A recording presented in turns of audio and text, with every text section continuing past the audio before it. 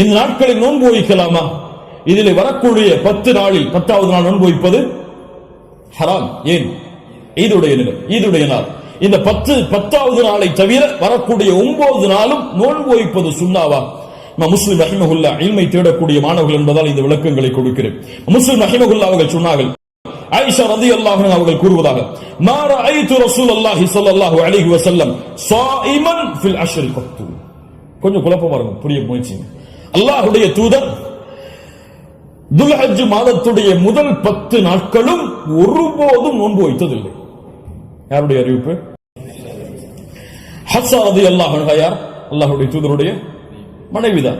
நஸை போன்ற கிரந்தங்களில் சஹீஹான அறிவிப்பாக பதிவு செய்யப்படுகிறது, லம் யத ரசூலுல்லாஹி ஸல்லல்லாஹு அலைஹி வஸல்லம் ஸியாம திஸ்இல் ஹிஜ்ஜா.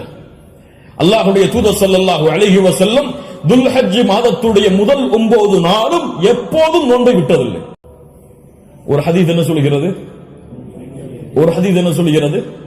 இப்ப இரண்டுக்கும் முரண்பாடு வருகிறது. இரண்டையும் மறுத்து விடலாமா?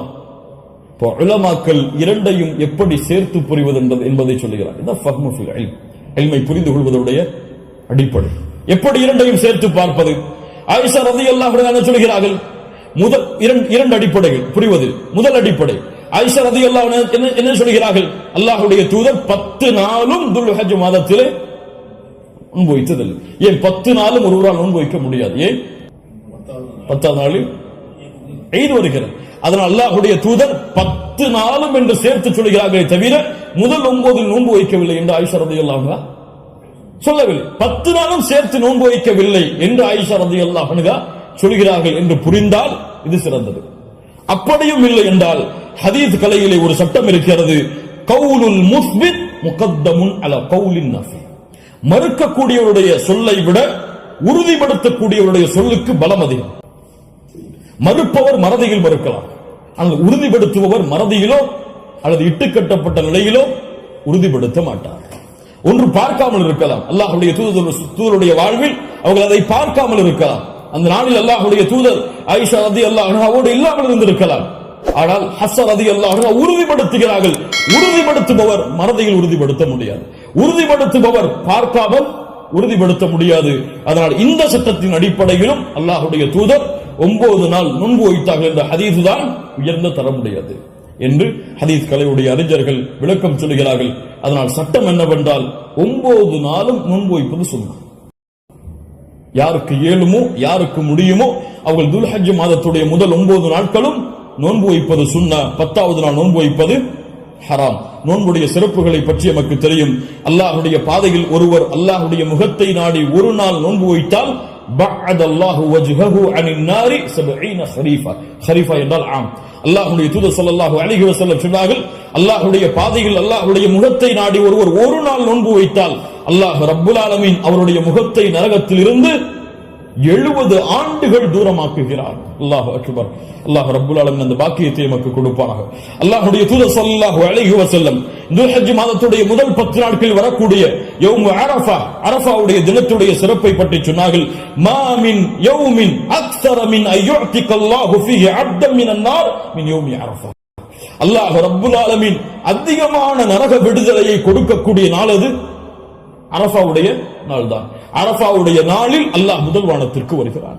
எப்படி வருகிறான்? ஏன் வருவான் தெரியாது. அல்லாஹ் வருவான், அல்லாஹ் வருவான்.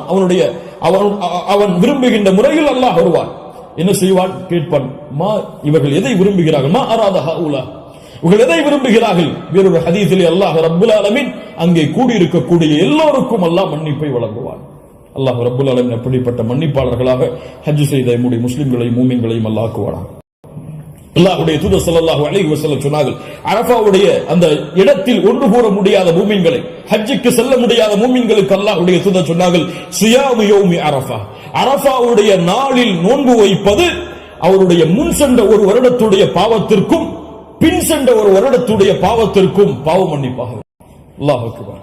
முன் சென்ற வருடத்துடைய ஒரு வருட பாவம் பின் சென்ற வருடத்துடைய ஒரு வருட பாவத்திற்கு மன்னிப்பாக அமையும் என்று அல்லாஹ்வுடைய தூதர் ஸல்லல்லாஹு அலைஹி வஸல்லம் சொன்னார்கள்.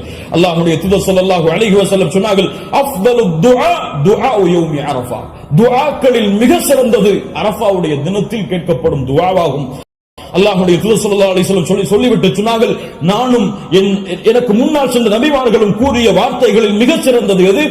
லா இலாஹ இல்லல்லாஹ் வஹ்தஹு லா ஷரீக லஹ். லா இலாஹ இல்லல்லாஹ் வஹ்தஹு லா ஷரீக லஹ்.